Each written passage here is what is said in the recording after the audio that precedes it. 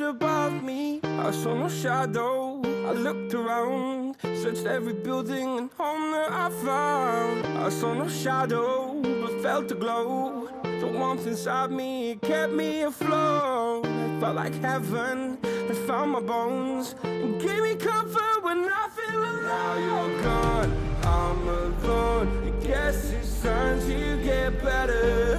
Through the pain, I will go alone. If I fall, break my bones, I will scream even louder. 'Cause I'm not dying alone. I lost my best friend, 23. She left her body and hovered above me.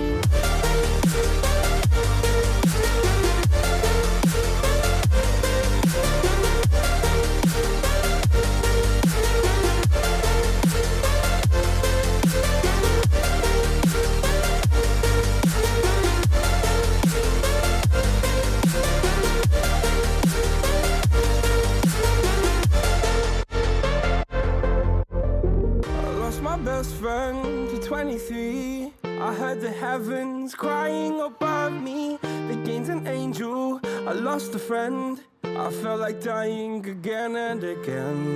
I went through hell, stared at death, but I keep fighting with each living breath. I saw no way out from where I stood.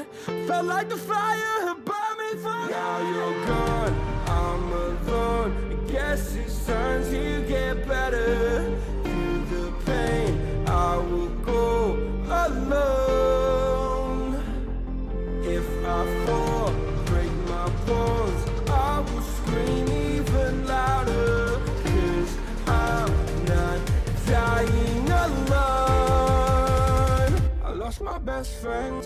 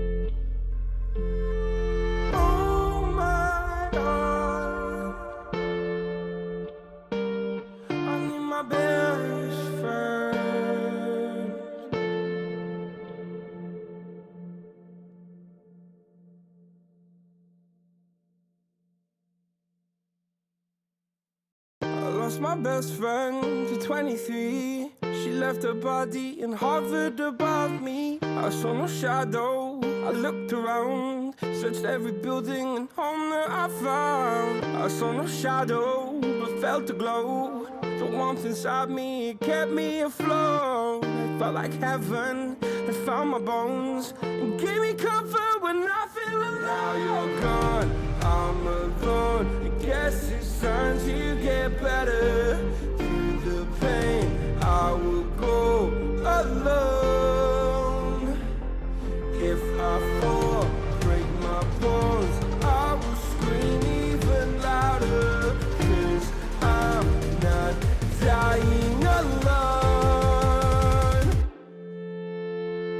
lost my best friend to 23. She left her body and hovered above me.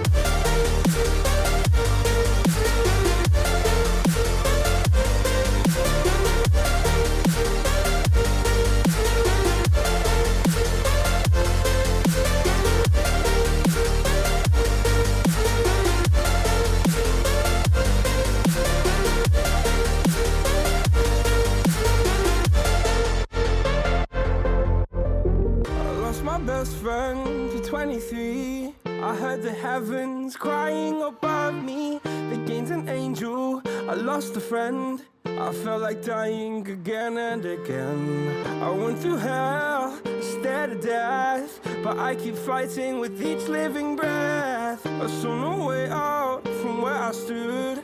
Felt like the fire had burned me through. Now you're gone, I'm alone. I guess it's time to get better. Through the pain, I will go alone. If I fall, break my bones, I will scream even louder. 'Cause I'm not dying alone. I lost my best friend. Ladies and gentlemen, boys and girls, friends and family beyond the binary, good evening and welcome to another weekend of Owlet Overwatch. My name is Warren Jugglegod Hammond, and tonight I am joined in the casting booth by none other than Mr. Misfit. How are you doing tonight, buddy? I'm doing fantastic, and I'm really excited to be bringing this match to you guys. We're going to have Rogue Dragons versus Danger Close Red. Both these teams vying for a playoff spot. We are getting into week 4 now of stage 2, so the wins are going to start to matter here. And this one is going to be a really tall order. Rogue Dragons has been a very dominant team so far in stage 2, knocking off teams such as Crusaders. And they have just looked overall very strong. Danger Close Red has been struggling a little bit, and this is going to have to be a statement game. If they can, at least have a close match with this team, maybe we can, start saying that they're a better team than they are. But for now, I've got to predict this one going the way of Rogue Dragons, just given how fast they play the game and how smart they play the game. Yeah, I'm gonna have to agree with you there. I think this matchup definitely favors Rogue Dragons, not as heavily as some of the other matchups I think we've seen in Owlet, but still favorites to win. And I'm particularly going to be looking at the DPS players on Rogue Dragons. I think Raph and Karma have just done a fantastic job this season, and picking up a little bit of what Sempra said on the nest there too. Their DPS certainly is hot.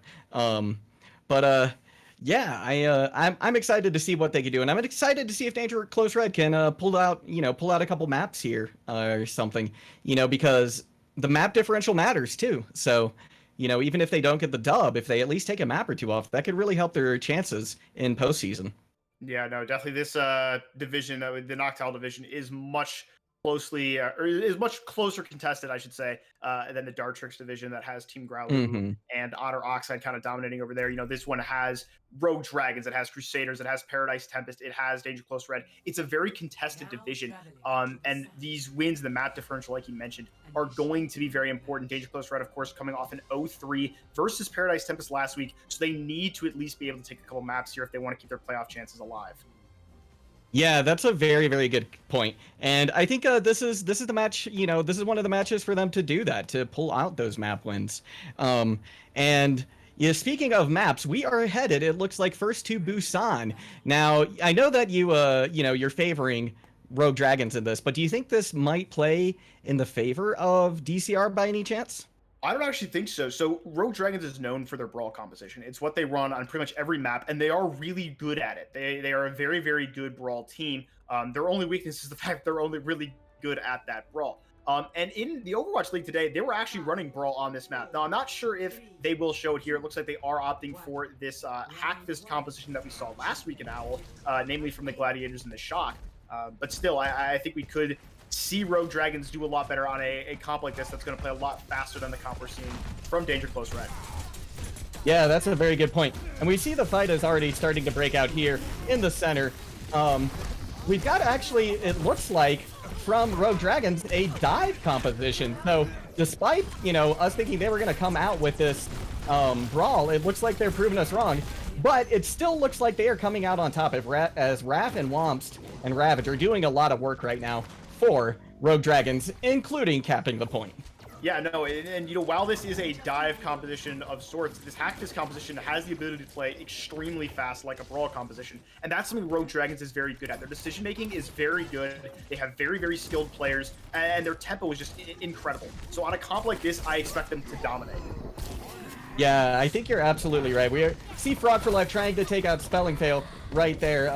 Unable to really do it, but Karma is actually able to pick up a pick onto Xavier EXE, and oh my gosh, Karma almost punches Frog for Life into that oncoming train right there behind point. And yeah, not much to say here, except looks like Rogue Dragons is continuing their dominance on this point. Yeah, Super Cookie now going to be off that Echo onto the Kree to try to deal with this this Sombra or the Doomfist. But look at the ult advantage right now. Almost 6 ults coming online, including that EMP for Rogue Dragons. And this fight is pretty much going to be a done deal. There's almost no way Rogue Dragons can lose this. Yeah, like you said, with that EMP coming online, it's really going to be difficult for them to do anything, especially since they don't really have a defensive ult to try and counteract. And Kara coming in big already with a couple of picks. And this fight is almost over before it starts, as we see the percentage tick over to practically 70% here before, you know, DCR has really even hardly seen the point. Yeah, they've been stuck in that choke by their spawn for almost the whole game. And a big thing there is we're approaching a last fight scenario here, or the last clean fight scenario, and still 5 ults available for Rogue Dragons, only really investing the nano there. They're going to have the CMP. They're going to have Karma's Meteor Strike. There's nothing that DCR can do. Oh, and speaking of the EMP, there it comes. Karma comes in with the uppercut, catching Zebra Cookie on the chin. And now, once again, the kills just keep coming in at a 90-some%. Diva Bomb comes out, doesn't really catch anything, but Womps doesn't necessarily need it to either. But with 99%, that's going to be it. Yeah, And, what I mean, a powerhouse of a performance from Rogue Dragons.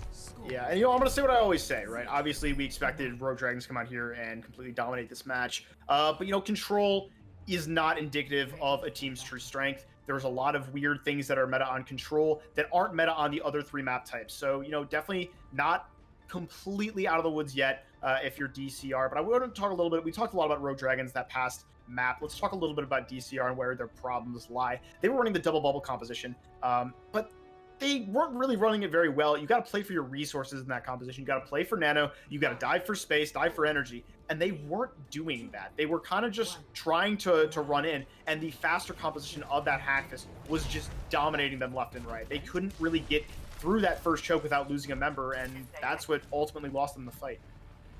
Yeah, that's a very good point. They really do have to try and get that nano up and online in those ults with double bubble, which you really, you know, it takes a while to do. Fight breaking out though here on this Bell up in Busan Sanctuary. Raph is on point, chunking a little bit of damage from the side. EMP, or sorry, not an EMP, but a hack comes out onto Peridot, causing a little bit of problems there, but Karma actually goes down. There's been a trade each way, but it still looks like Rogue Dragons is kind of in control of the neutral ground here. And even though DCR is starting to take control of point, although Paradroid gets the pick onto Ravage, so perhaps things are going to turn over in favor of DCR, and it looks like that is just what happens. Yeah, and this is actually something that I talked about a while back about DCR. They are pretty solid about their adjustments. They have the right ideas about how they adjust it, and look what they've done. They've traded out that Ana for a Moira so that they don't have such a diveable target in their backline. That Ana can no longer get completely nullified by the Sombra and the Doomfist. That Moira can now fade away from those flankers and survive on her own, and it generally just makes this comp a lot harder to dive because there's no clear vulnerable target. Yeah, that's a really good point. And to add on to that, Coalescence is such a massively impactful ultimate, especially right now in, you know, the Overwatch meta that we've seen. Raph here looking to maybe get a hack onto somebody. Oh, he's taken out by Frog for Life. Frog for Life gets the stun, and then the hammer on him. So, Karma goes down very quickly to Frog for Life. Frog for Life doing fantastic work right now. And yeah, not much that Rogue Dragons can do there. Oh, that's actually so big. The Paradroid, I believe that was a fat finger, accidentally invests the sound barrier, and that's really dangerous because look at Raph's ult charge. He's got that EMP.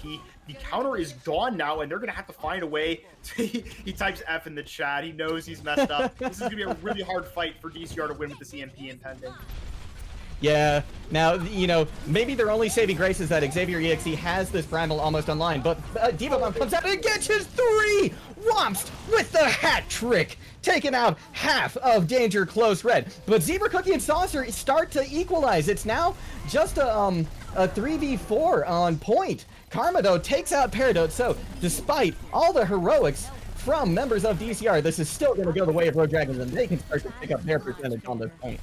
Yeah, no, I like the adjustment we're seeing from Rogue Dragons as well. We talked about DCRs, but now Rogue Dragons is on to a much slower, much more passive dive composition. They'll be on, like, pretty much true dive, really. And this is going to be a comp where they're just going to play for the resources. They know that the comp that DCR is on is a counter comp to the Hackfist, and so that means their comp has the advantage. They're going to play for Nano, they're going to play for Hacks, and they're just going to push their advantages as best they can.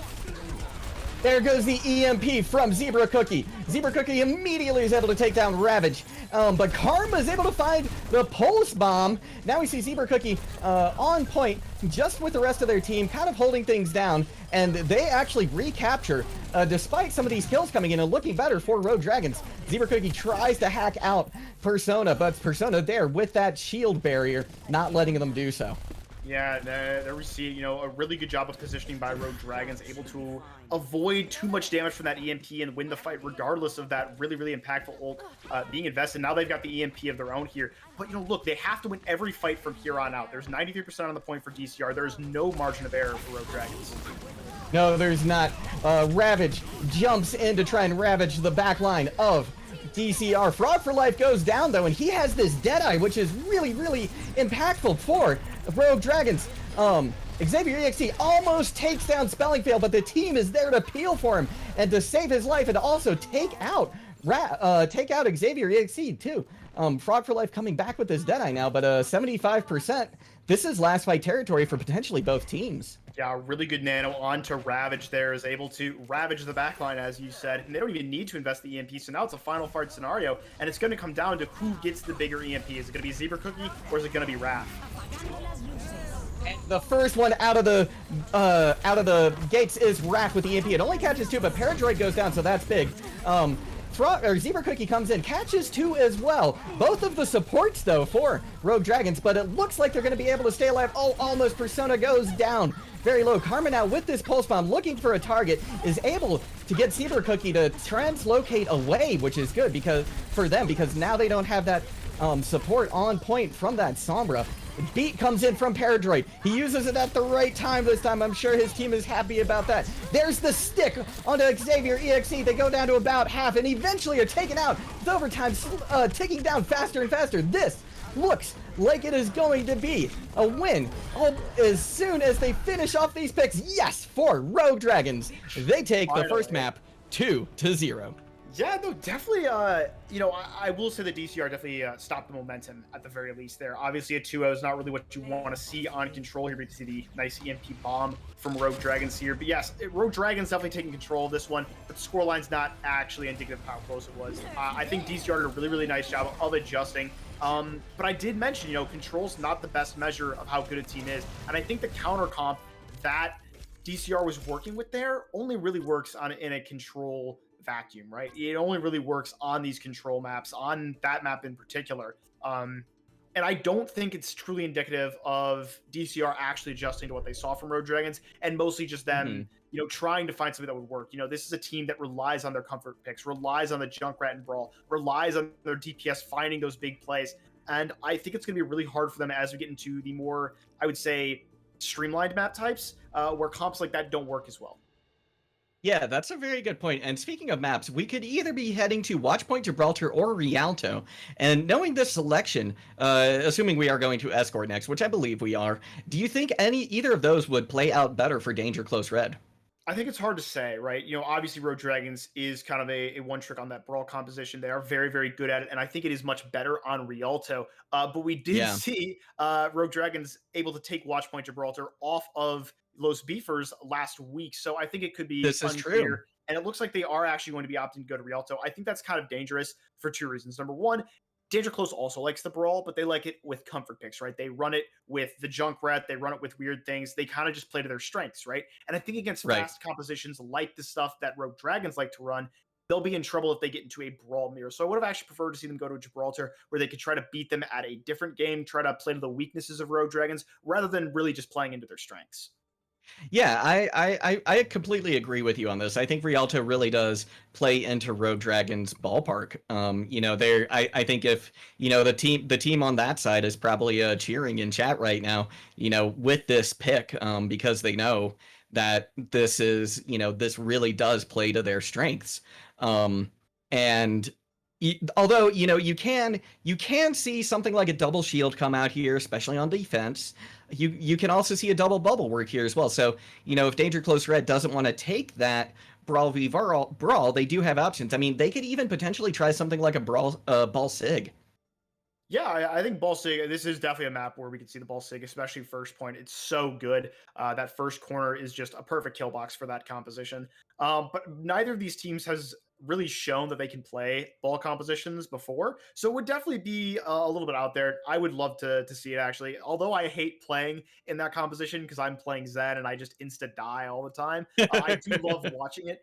Seeing a composition like that where each member of the team really has to do their job in order for the entire composition to work is really beautiful to watch from a third person perspective. Being able to see, the slams get followed up with the tracer damage, seeing that Echo in the sky really find the damage, or a damage boosted Ash, and a Zen playing in a good position, getting those discords, finding that damage, able to to help with those dangerous fights. It's a really, really beautiful composition to watch. So I do hope we get to see it, but I'm not holding out too much hope. Because both these teams are kind of brawl one tricks. Yeah, no, I think you're absolutely right. As much as we would like to see it, I doubt that that's going to be the case. We are actually going to go to a quick break because it turns out, due to this heat wave that is hitting the entire country and Canada as well, one of the team members of Danger Close Red DC'd. So, actually, it looks like they may be right back. Yeah, we may be good. Oh yeah, it looks like we're good. So never mind. They were able to cool off the computer, take care of whatever they needed to do, and we're going to be able to head into this map very, very soon. Now, it looks like, let's see here. Did we have any subs come in? No subs are coming in. So Rogue Dragons is going to be running with the same composition they had. DCR are going to be running with the same comp they had as well. And here we go. We are about to head in to the canals and rivers of Rialto. And can we just talk for a second about how pretty this map is? This is pretty. Not only is this a good design map from a gameplay perspective, it's just such a good map to look at. It's beautiful. I love the sounds the stone railings make when you break them. I love the way it looks. The lighting is really good. Unlike the sun on Gibraltar, it isn't too bright so that when you look at it, you're just blinded. It's not a flashbang right there for you, but still, I really do like this map. My favorite matches to play, to cast. But yeah, no, I think we should talk about compositions now. It looks like we are going to be seeing a double bubble defense here from the side of DCR, and I like this. I think it's a good comp here. We talked about Brawl, and that was mostly because we predicted they would run it. But I do think the double bubble is better here, just because the high grounds are really important to control. That courtyard is a really, really safe place for that Ana play. There's a lot of areas the Tracer can come from, so I do think that this is a good composition to run at when you're expecting the Brawl from Rogue Dragons. Yeah, I think you bring up a very good point. I'm also excited because we've got Zebra Cookie on the Echo, which means we'll get an aerial view of this beautiful map as well. Karma coming out on the Echo too, so we'll have a lot of great stuff to look at. Rogue Dragon searching around the corner to see if there's anybody looking for a cheeky boop or something. And already Karma just throwing in a little bit of chip damage to DCR to try and get things started here. But Xavier EXE jumps in with that bubble to start to charge that primal, and the hack comes in on him. Xavier EXE unable to jump away from that Sombra that's causing him problems. There's already a pick though onto Karma, so yeah, this first hold is gonna go the way of DCR. Yeah, no, very quick first fight there. And we are actually going to see a full swap here. They are going to be back onto this dive composition that we saw them run on Busan Sanctuary, and I like this. This is a good swap for them. Yeah, I think it is too. We see both Winstons starting the engagement here. Ravage trying to hunt down this Brigitte on Paradroid, but it's Xavier EXE who falls, dispelling Fail in the backline. Presumably got slept or naded, something along those lines. Raph trying to get a little bit more damage in there, but Zebra Cookie comes out from nowhere to take out Raph. Karma though with a quick re-kill onto Zebra Cookie though. So this is still very much up for anybody. Yeah, here the Nano's going to come on to Ravage, what I like. This is definitely going to help them secure this fight, and it is going pretty heavily in favor of Rogue Dragons now. I want to say something really quick. The support line of Spellingfield and Persona is doing a much better job of keeping each other safe than Paradroid and Paradoubt. Both of them are playing in really, really good positions where they can easily be peeled for, and it's allowing them to stay alive a lot longer against the dive from the Winston and the Tracer, whereas on the side of DCR, they're getting kind of just slapped around in the backline. Yeah, they really are. Spelling Fail and Persona definitely doing a good job keeping Xavier EXE at bay. Frog for Life hunting now with this Pulse Bomb, looking to see if he can find something in the backline. And right now, the old economy is really, really favoring Danger Close Red. So if they can find something, here, some kind of pick, then they could really open it up. And there it is. Zebra Cookie takes out Persona, but Raph equalizes with a pick onto Paradroid. Saucer almost has this grab. Are they going to use it during this fight? It looks like they might need to if they want to turn things the other way. Xavier EXE gets the primal kill onto Raph. Picks in both ways, but we've got a 4v3 on point that does favor Danger Close Red. That is until Zebra Cookie goes down as well, Saucer and Xavier EXE. And now Rogue Dragons have this card fully under their control. Yeah, Rogue Dragons is much more survivable. You can see that their players are much better at surviving dives than the members of DCR, which I touched on a little bit with the support line, but it is really the entire team. They're doing a really good job at staying alive and not feeding, not dying. And, that's the big thing about Overwatch. The longer you can stay alive, the more value you will inherently get, and that's what's allowing them to win these fights. Oh, there we go. The EMP comes in. It catches 3 members of DCR, but it doesn't seem to matter because DCR has really turned the tables on them, and it looks like they're going to be able to take control of this card. So unfortunate for Raph there, and the rest of Rogue Dragons is that EMP, which is a big ult, doesn't really get much value, if any at all. Yeah, it is a fact in Overwatch that the team that ults first is going to win about 90% of the time there. And the Nano from Paradote comes up really big there. Xavier EXE goes in with it, able to find a lot of kills in the backline and pretty much completely negate that really impactful ult. I would like to see Raph kind of switch off of this Sombra now. I don't think it gets as much value against the composition that we're seeing from Danger Close Red. I would like to see maybe an Echo or anything else really other than a Sombra. Oh, that's a big ante. Wow, yeah, that was absolutely massive. Ravage is able to take down Paradote almost instantaneously. Zebra Cookie using this focusing beam to try and get something done. But there's a pick that's equalized onto, Karma and Spelling Fail as well. Frog for Life finding that nice Pulse Bomb kill. So this once again could go either way. Both both teams fighting very, very well, but each time it looks like it's just coming up a little bit more in favor of Rogue Dragons. But is that going to be the case this time as we see Zebra Cookie gets the duplicate onto the Winston? They've got the primal. Are they going to use it? Yes, there it goes. They're going to start bapping people around. Furious George cannot be contained in the back line. Oh, but they are hacked, and the timer does run out on that. So Zebra Cookie back into the air now on that Echo. But in the meantime, Womps finds a pick onto Saucer, and look at this. Rogue Dragons now coming out hard and fast when the time is right to get the kills they need and capture this second point. Yeah, a really nice job there. A really nice disengage as a whole from the team of Rogue Dragons. And a really nice job by the sports to keep everyone alive there. I mean, that was a really aggressive push there by DCR, but it didn't look like all the members got the memo. Only like half of them pushed up there. And it just what happened is they ended up getting caught out early. The re-engage came in through Rogue Dragons, and they were able to get the picks and win the fight. Yeah, the excellent play from them and, understanding of their game sense just essentially. EMP comes in, but Womst gets another hat trick! 2 hat tricks today with the Diva Bomb. This man cannot be stopped. That is just incredible work from them. And with 2.5 minutes on the clock, they are on the doorstep of the end of third point. And this is not an easy map to full cap. No. Frog for Life is going to get the touch out. The rally is going to come out, and the Nano. Trades coming through. Spawn advantage will be in favor of DCR. Ults coming out of Rogue Dragons, though. They're finding picks for now, but they need to get these picks faster if they want to be able to cap this map. Come through. Xavier is going to go down to the melee from Karma. Womps is going to find Paradroid, and that is going to look like all she wrote as more and more red lights up the kill feed. That is going to be a full cap from Rogue Dragons.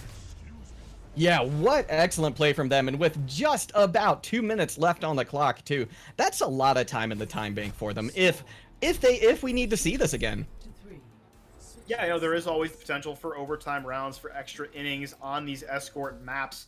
But I think the big thing that I'm going to be looking for on the defense from Rogue Dragons is that speed. We talked a lot about how fast Rogue Dragons is on the nest, and maybe that is characteristic of their brawl comp specifically, because in a lot of these fights, they're kind of letting DCR go first and just make mistakes. There were a lot of times where DCR just kind of tried to push an advantage, but didn't push it well enough or didn't push it as a team, and it caused them to lose a fight. It seems like Rogue Dragons is kind of winning more off the mistakes that DCR is making rather than their own tempo and their own speed, which is not only uncharacteristic of what we saw from them on the Brawl comp, but also uncharacteristic of what we saw from them on first map. It's very clear that they aren't as comfortable on this dive composition than they were on the hack composition.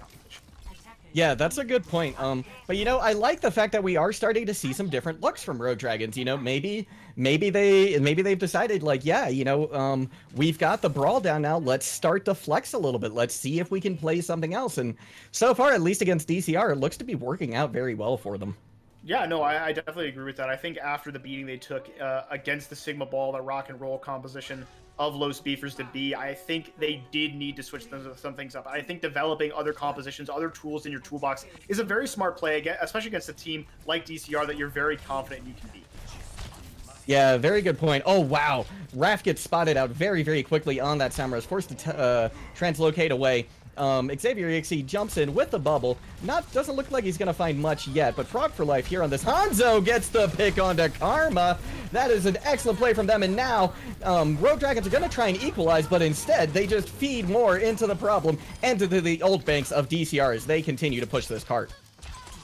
Yeah, DCR there with a nice first fight. They're on a very strange composition. We did say that they like to rely on these comfort picks, and seeing Shimada dive is definitely a comfort pick. That is definitely not a composition you will ever see in the Overwatch League, unless there are some major buffs coming through to both those characters. But I like it. We're seeing them do what works best for them, and I think we could see them start to play a little bit better if they do that.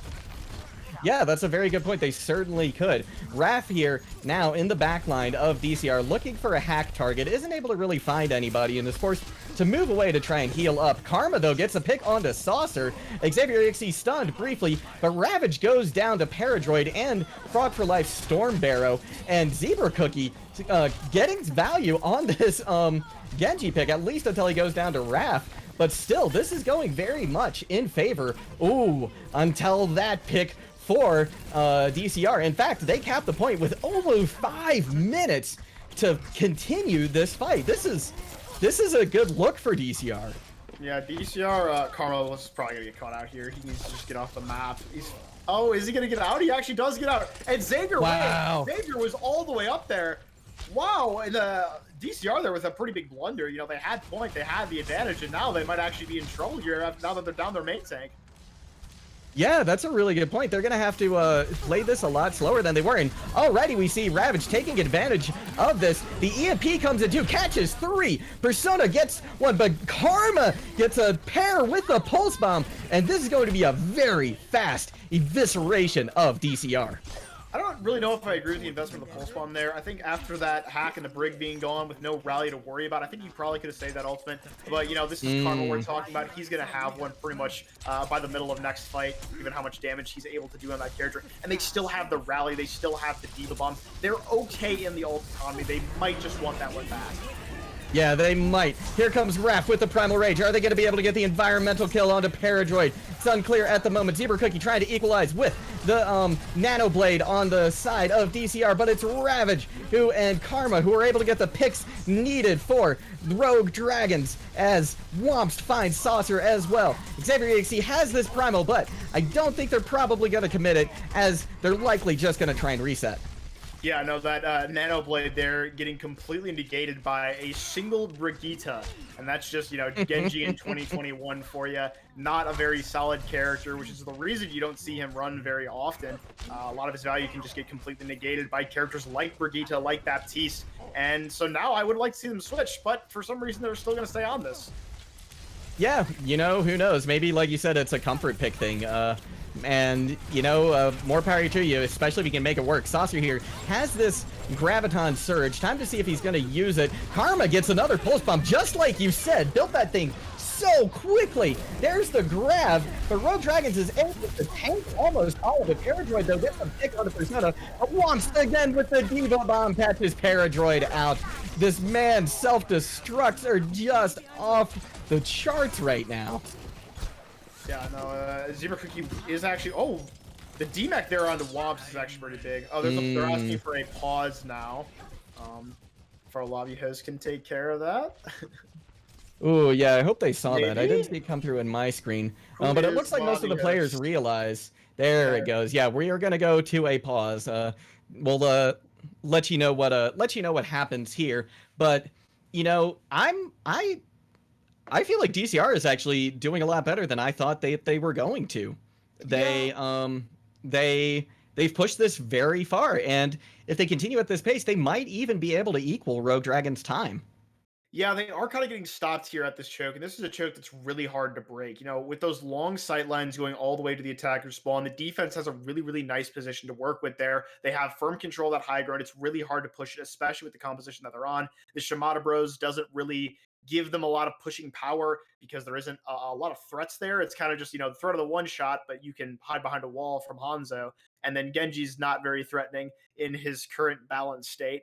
So there's not to worry about a tracer in your backline who can one clip a support or anything like that. This composition is going to make it very, very hard for them to find picks. They're kind of waiting for those nano blades to get farmed up. And right now, Peridot is not really getting the nano as fast as she needs to be in order for that to be a win condition for them. You know, Zebra Cookie has his blade. He's had it for a little bit now. Peridot's lagging behind on that old charge. We need to see this get charged a lot quicker if you want to use it as a win condition, because, you know, if you're waiting, you know, if you only have it every 3 fights, then you're really just throwing 2 fights just to win 1. And that's, you know, that's not a very efficient way to play Overwatch. Yeah, if the nano blade is your only win condition, then that's really troubling in a lot of ways, you know. I'm going to be looking for Xavier EXE to potentially jump in there with that Winston, take, you know, some damage so that Peridot can hopefully get this nano blade online quickly for them. Otherwise, yeah, they, like you said, they don't really have a whole lot of pushing power. And even once they get the nano blade online, somebody needs to do something about Persona. Take them out of the fight, make them use those cooldowns, something. But, you know, but I think that falls onto probably the tank line of DCR, either Saucer or Xavier EXE, you know, going in there potentially as a, you know, as a sacrificial lamb almost, as it were, just so that Zebra Cookie can get out this nanoblade with impunity. Yeah, for sure. And now we are going to throw it to a very quick break while we try to get these internet issues solved. So don't go anywhere if you want to see the end of this. We'll be right back with some more Owlet right after this. I lost my best friend to 23. She left her body and hovered above me. I saw no shadow. I looked around, searched every building and home that I found. I saw no shadow, but felt a glow. The warmth inside me, it kept me afloat. It felt like heaven had found my bones and gave me comfort when I feel alone. Now you're gone, I'm alone. I guess it's time to get better. Through the pain, I will go alone. If I fall, break my bones, I will scream even louder. 'Cause I'm not dying alone. I lost my best friend to 23. She left her body and hovered above me.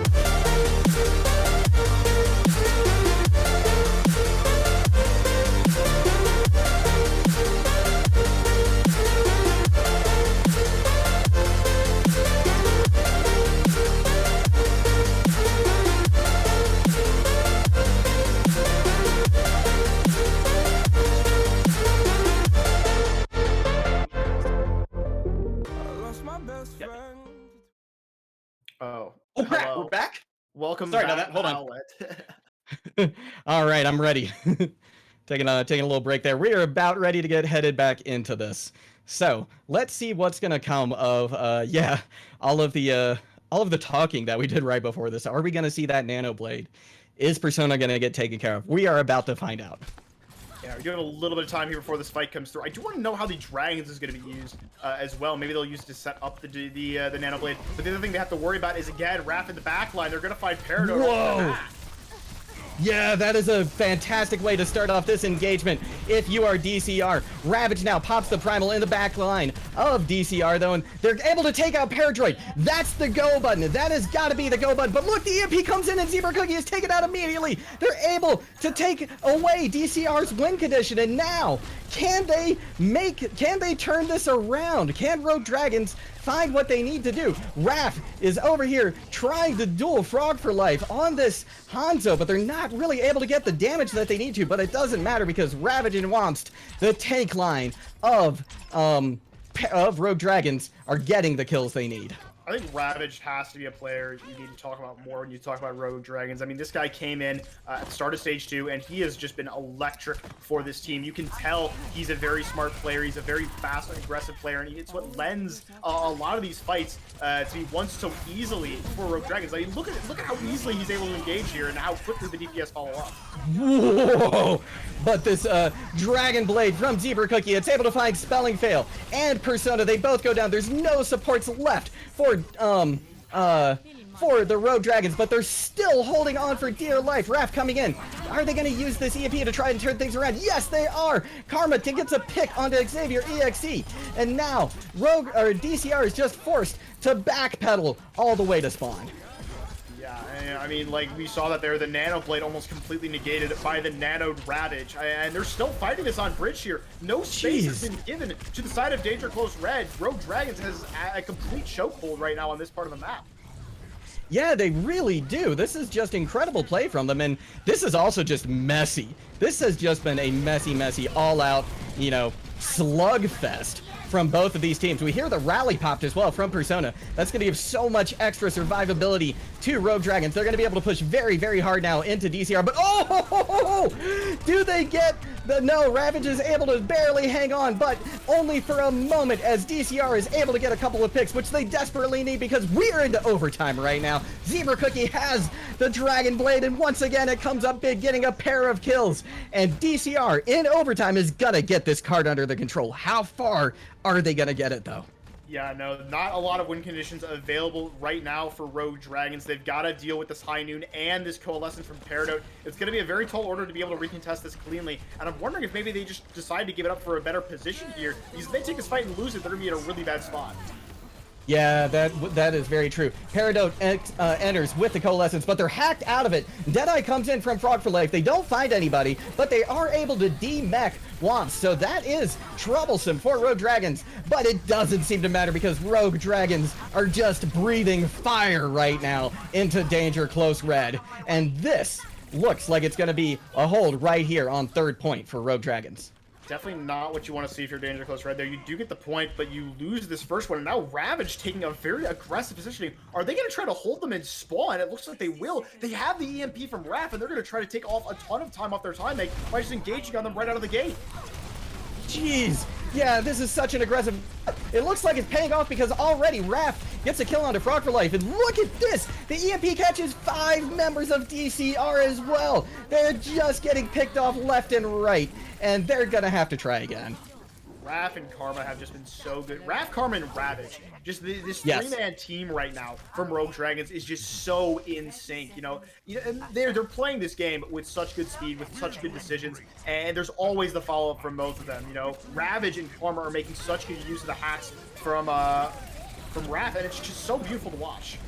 Yeah, here we go. Diva Bomb comes in from once. The self-destruct doesn't catch anything. Remix doesn't get anything either. But it's Saucer who comes up with the self-destruct kill onto Karma. Nano comes in to try and keep members of Rogue Dragons up, to keep the damage coming in. But they are losing this fight, it looks like, but it almost doesn't matter because we are already in overtime. But Ravage, look at this, coming back big on this Winston, just like you said, doing incredible work for Rogue Dragons. They're going down very, very low. Are they going to be able to survive? Yes, they are, because they have the Primal to use. They have the Primal to get that extra health and that extra damage and to start swinging those big, great ape fists into DCR.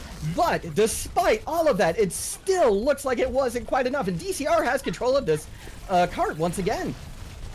Yeah, watch out for Frog for Life's EMP charge. They went over to it for the stall, but now they're about to have that really impactful online before Raph. They can get a good EMP here. They can establish a lot of control of the map right now.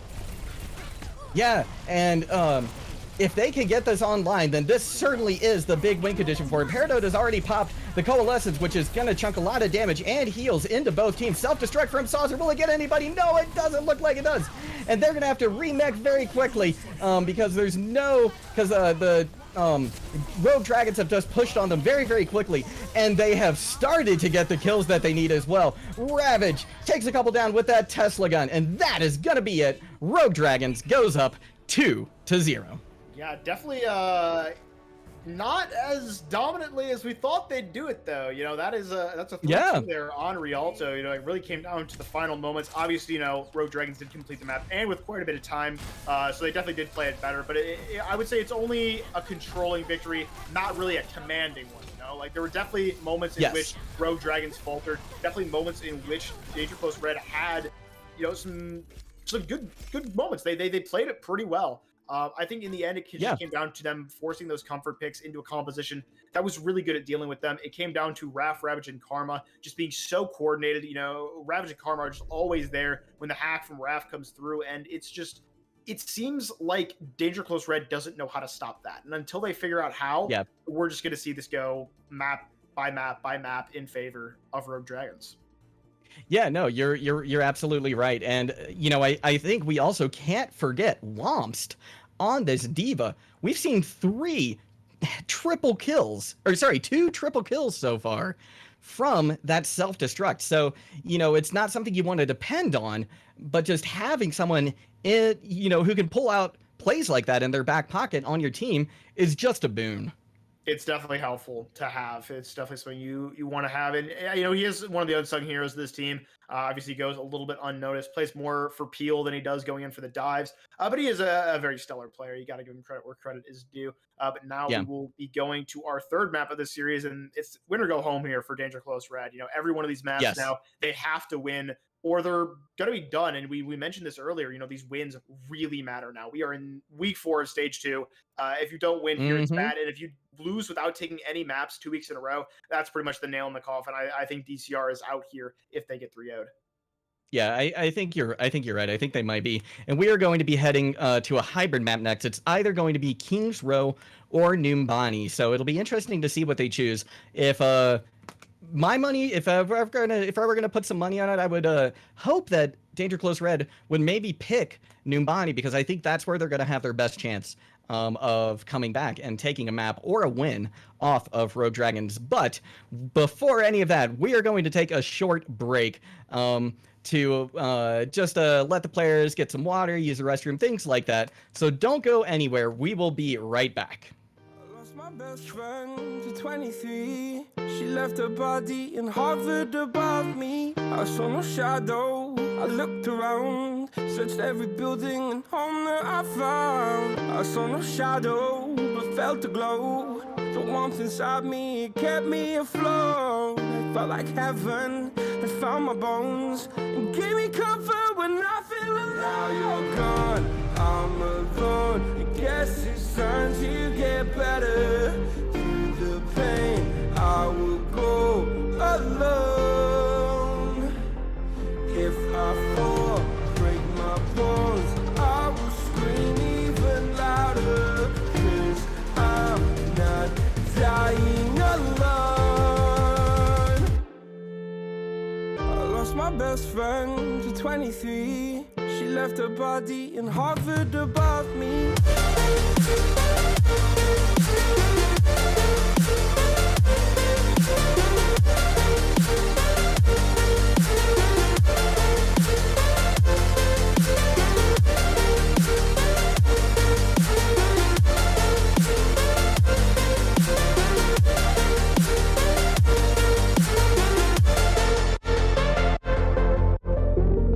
My best friend to 23. I heard the heavens crying above me. The gain's an angel, I lost a friend. I felt like dying again and again.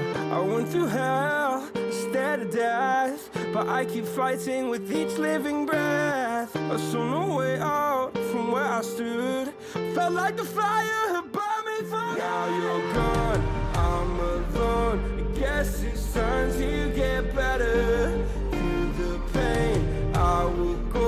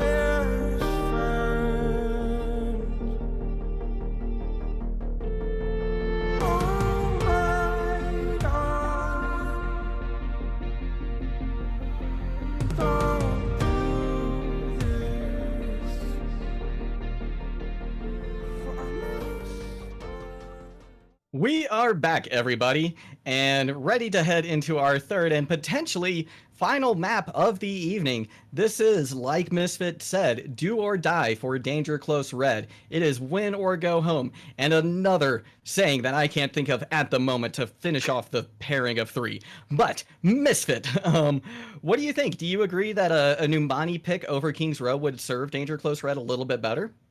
I actually don't think it would. And the reason I say that, I mentioned Really? that I thought Gibraltar would be better for them because it's so dive heavy. But the issue that I'm going to see with Numbani here is just that given the coordination from that three-man dive squad of Karma, Rav, and Ravage, I think a first point Numbani dive defense would just result in the full hold for Rogue Dragons. So I would like to see them go to King's Row. Danger Close has tried, playing into, Rogue Dragon's weaknesses, and now it's time they play into their own strengths.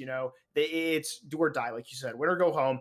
I say they go to a map that they know they can perform on. They go to King's Row, where a composition that they run frequently, that Brawl comp, is going to be useful to them, is going to be better for them. And I say they just try to make it work with what they have. Obviously, that does favor Rogue Dragons too, but again, you tried playing to their weaknesses and you lost. So it's time to play to your strengths.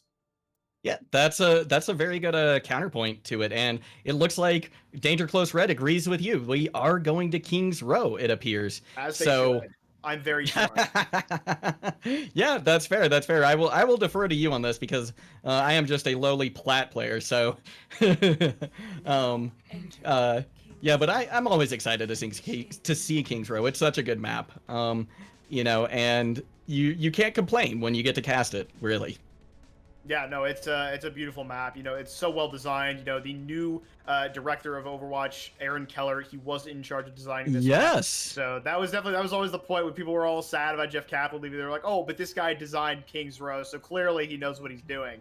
Yeah. Maybe isn't the best measure of how good someone is at video game design, but still, this map is by far the community's favorite. So many different characters are viable here. So many different compositions and strategies have been run here over the years. But obviously, the primary one that you see here is the Brawl. And it looks like both teams will be opting for a variation of it. I think Rogue Dragons is still on their spawn picks. They'll probably switch off here. But seeing Spelling Fail go over to that Baptiste means that we will most likely be getting a Brawl mirror. The big difference in these compositions here, Final Gambit is going to be on his signature Junkrat. And we're probably going to see Karma go over to the Mei. They're probably going to want to run a Mei Brawl here. But actually, we're actually seeing Raph go on to the... Ooh, it looks like Rogue Dragons is going to try something spicy here. They're going to go for a Hackfist composition. Oh, no, it's just going to be Doomfist. Wow, they baited me so hard. It's just normal. They baited you so hard. Yeah, we're going vanilla here. not even necessarily vanilla bean, just straight up vanilla from Rogue Dragons here. But hey, it's a great flavor, and it's a great look on the Rogue Dragons as well. We see Peridot already has to pop that immortality field for Danger Close Red as they get dangerously close to death right there. And this should be the go button for Rogue Dragons to push in and start to take this point. Oh, stun comes in onto Saucer as well. Nice move there from Raph, and now Danger Close Red is completely pushed off the point, and even though there hasn't been a member of either team lost yet until this moment, Rogue Dragons was looking pretty good, but now Zebra Cookie with the Deadeye in the backline catches out Ravage, and that is going to be the first hold here on King's Row for Danger Close Red. Both Karma and Spelling Fail there with really nice plays, just not in tandem. Karma with an excellent Mei wall, but Spelling Fail dropped that window, and that window could have been big. It could have won them the fight, but the wall blocked off any follow-up from that window. It saved members of DCR, and that allowed for the flank from Zebra Cookie to come through and secure the fight for Danger Close Red. Yeah, it certainly did. And now, it looks like, oh my gosh, Final Gambit gets the two on with the concussion mines there. That's big. Yeah, Rogue Dragons is just gonna have to say nope, peace out, and try again.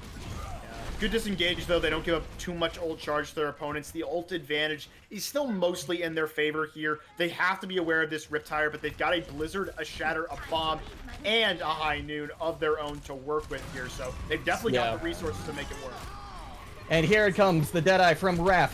But there's a tire. Is it going to catch anything? No, it doesn't. Raph is able to take it out of the sky with that Peacekeeper pistol. The Shatter comes in, and there's just pandemonium on point, and Womst with the hat trick of hat tricks.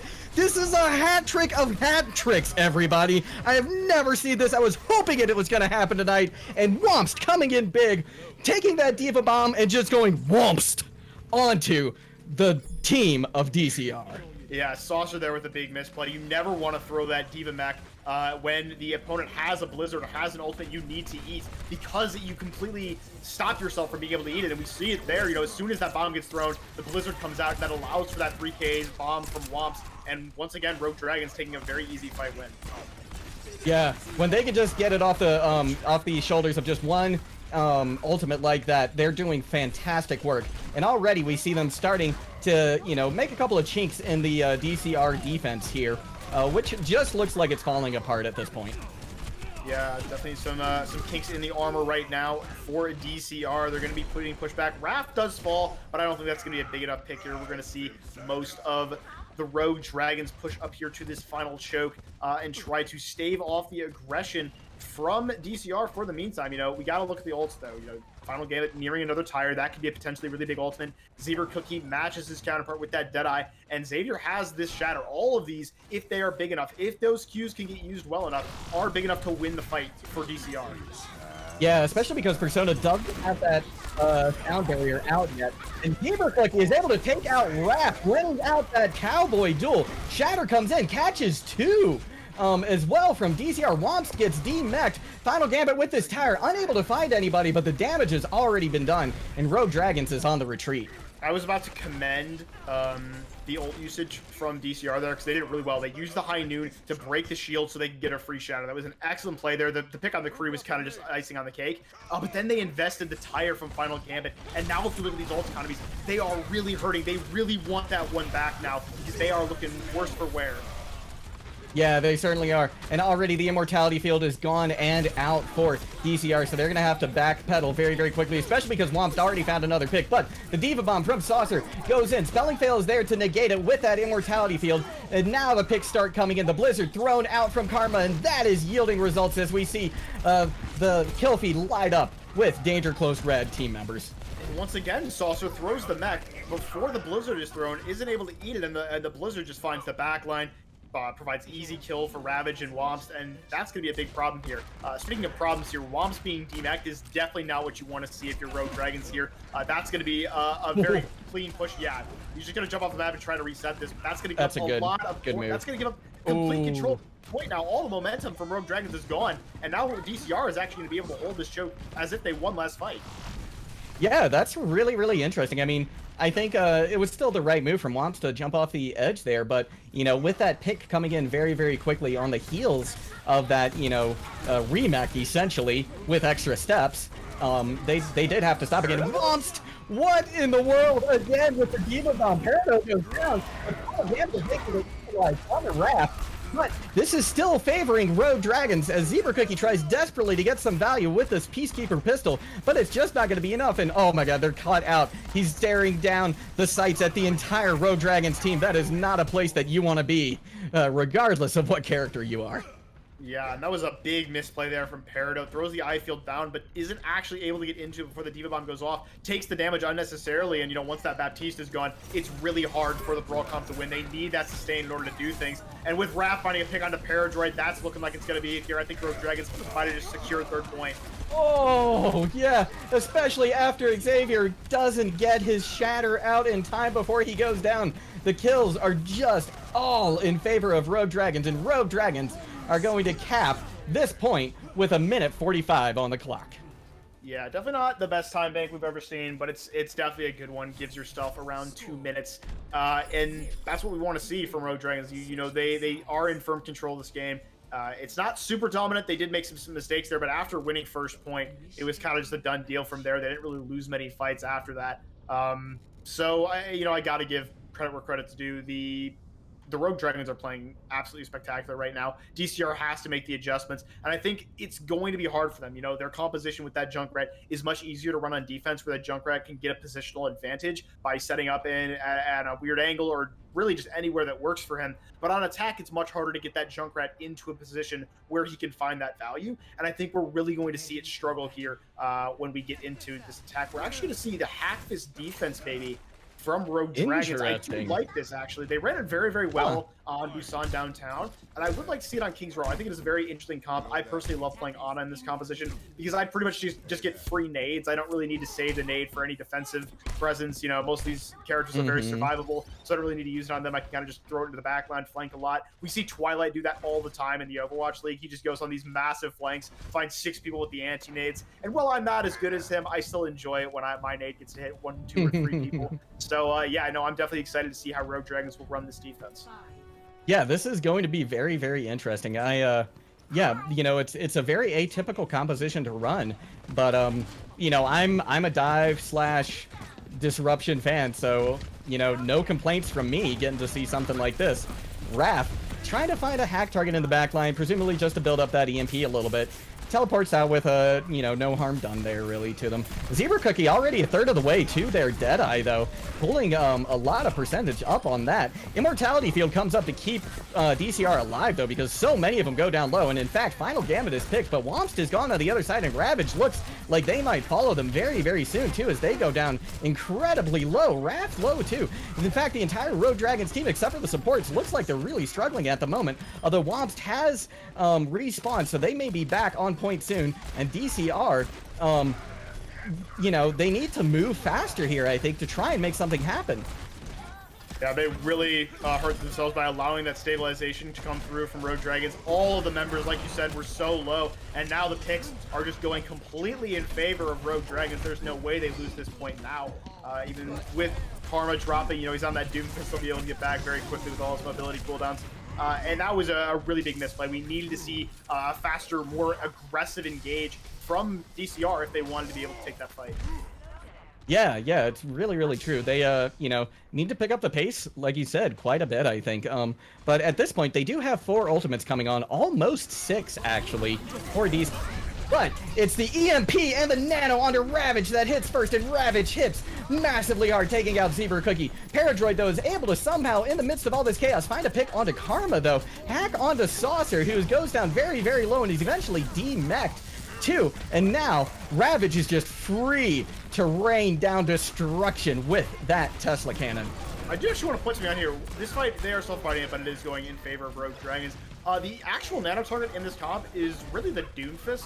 Is better than the Winston. While the Winston works really well in compositions like Double Bubble and stuff, the Doomfist is the one who can really find the value out of it because he's so much less vulnerable to things like the Kree, and he can just find more value with it than the Monkey can. He gets negated pretty easily by that eye field. And so I think we should see, you know, that adjustment come through for Rogue Dragons. But other than that, they're running this composition to perfection. They're being very aggressive with it. They're not allowing a lot of space to be taken by DCR, but DCR now has the advantage of ults. They've got all 6 of them.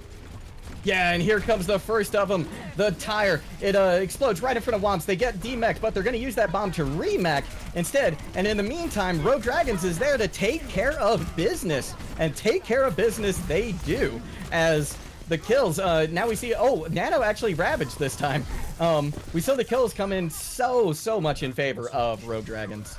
Yeah, we got 1 minute left on the clock. Luckily, only 1 ultimate invested. They still have all 6 of their other ones. I think that will be really important going into this next fight. Persona, without that defensive ultimate, going to be very, very hard for the supports to keep alive the members of Rogue Dragons if these ultimates are used well. But that's a huge EMP. Whoa!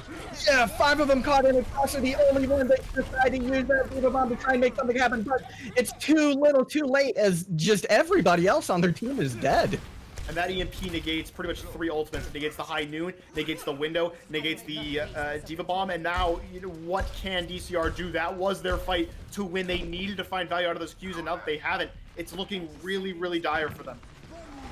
Yeah, it certainly is. Paradode pops the early beat to try and give them some room to take some aggression, and Zebra Cookie is actually able to find a kill with the flashbang onto Spelling Fail. And now this could be the opening that, yeah, DCR needs. It looks like at the last moment, with just less than 10 seconds left on the clock, they might do this, although Ravage once again coming in with heroics now, and it might not be enough. It might be a full hold from Rogue Dragons as we see the hack come in due to Final Gambit in the air and they're taken out, and it's just so much damage that Rogue Dragons are putting in. that DCR can't do anything about it. Zebra Cookie tries with that Deadeye, but there's just nobody there that they can get a hit onto. The EMP comes out from Raph as well to, you know, put the nail in the coffin, and that's going to do it. Rogue Dragons take the 3-0 win over DCR. I mean, this is kind of what we expected. But it definitely wasn't the way that we expected it. You know, we expected to see a lot of brawl from Rogue Dragons, and they really didn't run it that much tonight. They only really ran it there on their attack of Kings Row. And I am liking what I'm seeing here. You know, we mentioned this earlier. We needed to see more looks from Rogue Dragons if they were going to be considered a top team in this league, because, you know, their brawl can only get them so far against teams like Paradise Tempest, who can adjust really easily, and teams like Team Growlu, who are really good against brawl comps just because of the wackiness of their strategies. So, you know, I like what I see from Rogue Dragons right now. This is definitely a statement game for them, showing, like, look, we aren't brawl one tricks anymore. We have other compositions, we have other looks, and if you can't adjust to those two, we're going to beat you. Yeah, that's very, very true. And, you know, if I'm any of the other teams now in, especially in Nortrix, I am worried about Rogue Dragons now. You know, they've shown a new deadly look tonight. And, you know, if they can bring any of these other comps that we saw up to the point of, you know, or even get close to the brawl then that they already have, then Rogue Dragons is a much bigger threat than they were before. Yeah, I definitely like seeing the Hack Fist. That is a composition that I've been running on my team recently, and I really, really enjoy it. I think it's a very interesting comp, very fast, much more fun than 6-man. I find 6-man kind of boring. It's kind of streamlined. But regardless, you know, I got to give credit to Rogue Dragons. All the players on the team played very, very well tonight. But I think my players that I got to pick for the players of the match has to be Ravage and Raph. Both playing exceptionally well, both very coordinated. We can really see why these compositions are working for them, and it's because of how well those two are playing. Their timing is just perfect. Ravage will go in, and as soon as he lands, the hack is through onto one of the supports. Makes it so easy to follow up on that. And, you know, Karma there as well, able to find all the final blows left and right. It's so hard to deal with these members of Rogue Dragons, and it's why we're seeing them perform at the level they're performing. Yeah, absolutely. And I agree with you. Ravage and Raph are certainly two members that have done a fantastic job, but I think we're going to go with a split ticket tonight because I'm going to give my MVP over to Womst. I think those Diva Bombs were just clutch, and I can't believe how many they got. So I'm gonna give a shout out there, and you get the Juggle MVP for the night, Womst. And I think honestly this really reflects you know, the quality of the game that was played by Rogue Dragons. I think all three are very deserving of getting a shout out right now. And before we close things out, we are going to bring in a couple of members of Rogue Dragons for an interview. But before that, we're going to take a quick break. So stick around. We'll be back before you know it. I lost my best friend to 23. She left her body and hovered above me. I saw no shadow. I looked around, searched every building and home that I found. I saw no shadow, but felt a glow. The warmth inside me, it kept me afloat. It felt like heaven had found my bones and gave me comfort when I feel alone. Now you're gone, I'm alone. I guess it's time to get better. Through the pain, I will go alone. If I fall, break my bones, I will scream even louder. 'Cause I'm not dying alone. I lost my best friend to 23. She left her body and hovered above me.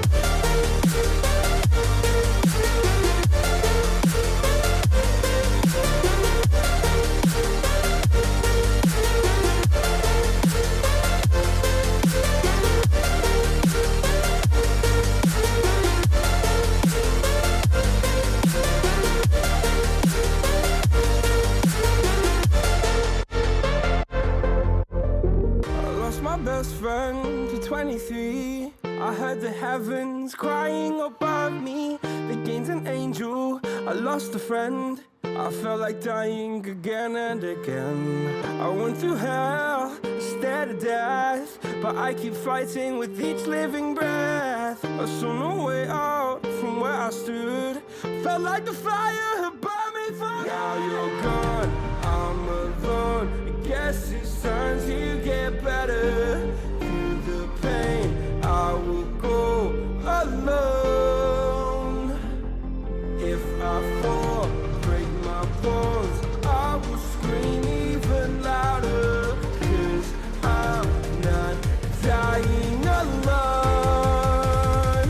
lost my best friend.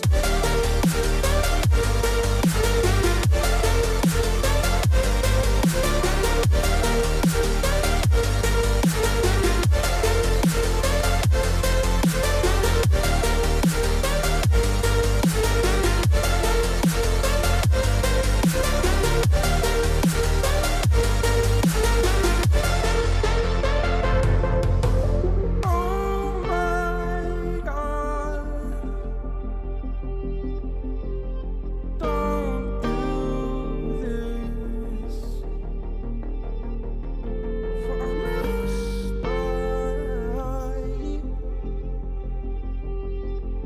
I need my best friend. Oh my God, don't do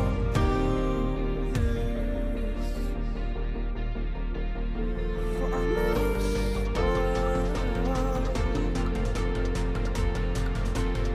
I need my best friend.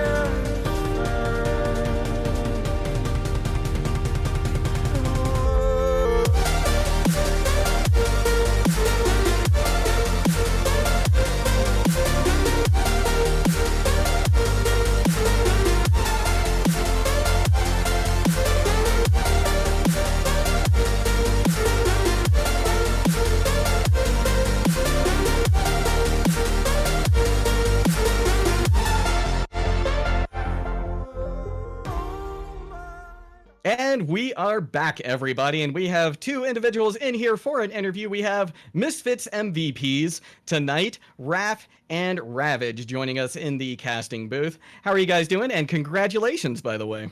Thank you. I'm doing good. Yeah, I'm doing good, Excellent. dude. Excellent. Good to hear. Good to hear. Now, my first question to start things off is kind of based on like last week. So last week you went up against the Beefers, right? And I believe they won that match. How did you reset after that loss to come back and give us such a dominating win tonight over DCR? I feel whenever we faced Beefers, we mostly lost because we kept losing on comp diff.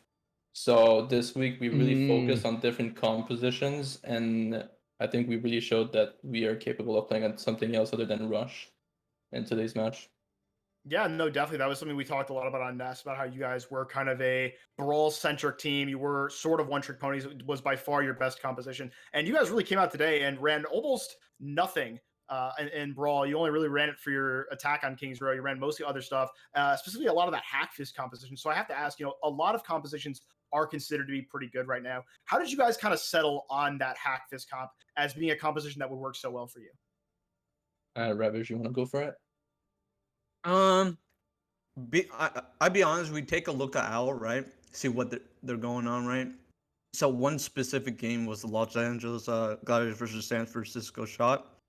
And we said, hey, yo, let's play that. And that's what we did. So That's simple, huh? yeah, pretty simple, honestly. That's it. Just Yeah. A to B. Monkey Yeah, see, that was it. monkey do. Awesome. No, very nice. I have a question specifically for you, Ravage. You are a pretty new pickup here for Rogue Dragons, and you've come in, and I have sung your praises left and right. I think you're a very phenomenal player. You played very, very well tonight. And I have to, ask you, how's it been integrating into this Rogue Dragons lineup? It's been good, and then the Beefers game was kind of like but I think I have to say our coach Specs turned it really around with he just turned it around, and I was like looking all through his stuff. We talked about it and stuff, and honestly, I feel pretty good about the team so far. Like whatever we do, we just hey, if we're confident on this, we'll do it. So that's how it is. So Excellent. Yeah, no, you all looked very, very confident tonight the entire way through. And before we close out this broadcast, I just want to know if either Raph or yourself, Ravage, would like to give any shout outs to anyone on your team or anyone in the Ally community. He wants you to say wow. Yeah, That's no, what I he's want to. I'm gonna say big shout out to Worms, because Worms actually did a lot of 3K bombs tonight. But the biggest shout out is actually the Specs, our coach, because he did a big document about every composition, how to play it, how to counter compositions. It's like a 3,000 words document that he did in like overnight. So a big shout out for him. That is, yeah, fantastic. You've got a very dedicated coach, it sounds like, and that's such a great thing to have on a team. Well, thank you so much for coming in for this interview. This has been a fantastic game to watch. Thank you all so much, Owlet, for tuning in. Thank you, Joey, on production. And once again, my name is Warren Jogglegod Hammond, been joined in the casting booth again by Misfit. Always a pleasure casting with you, sir. Thank you all so much, GG's, and see you next time. My best friend to 23. She left her body and hovered above me. I saw no shadow. I looked around, searched every building and home that I found. I saw no shadow, but felt a glow. The warmth inside me, it kept me afloat. It felt like heaven had found my bones and gave me comfort when I feel alone. Now you're gone.